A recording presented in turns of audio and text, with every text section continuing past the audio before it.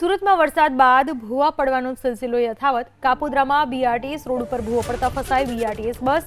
ભૂવામાં BRTS બસના પાછળના tyre ઘૂસી ગયા। 30 થી 35 ફૂટ ઊંડો અને 50 થી 45 ફૂટ પહોળો ભૂવો પડ્યો। આખી બસ ગરકાવ થઈ જાય એવો ભૂવો બીઆરટીએસ રૂટમાં પડ્યો। થોડા સમય પહેલા આ જ વિસ્તારમાં કરાઈ હતી ડ્રેનેજની કામગીરી થઈ એ રસ્તો પણ બેસી ગયો। મેયરને જાણ કરવા છતાં રૂબરૂ મુલાકાતે ન આવ્યાનો સ્થાનિકોનો રોષ।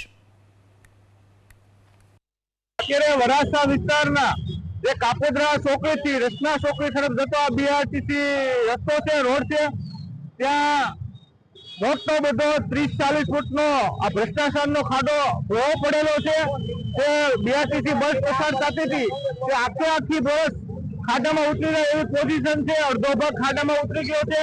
આ મોટા પાયે ભ્રષ્ટાચારનો ખાડો પડેલો છે અને તમે વિચાર કરો કે આમાં જે મુસાફરો હોય છે એનો જીવ પણ જોખમમાં છે। તો આના માટે એસએમસી શું કરે છે? ઠેક ઠેકાણે આવા ભોળો પડવામાં આવે છે, પણ એસએમસી દ્વારા કોઈ કાયદેસરની કાર્યવાહી કરવામાં આવતી નથી।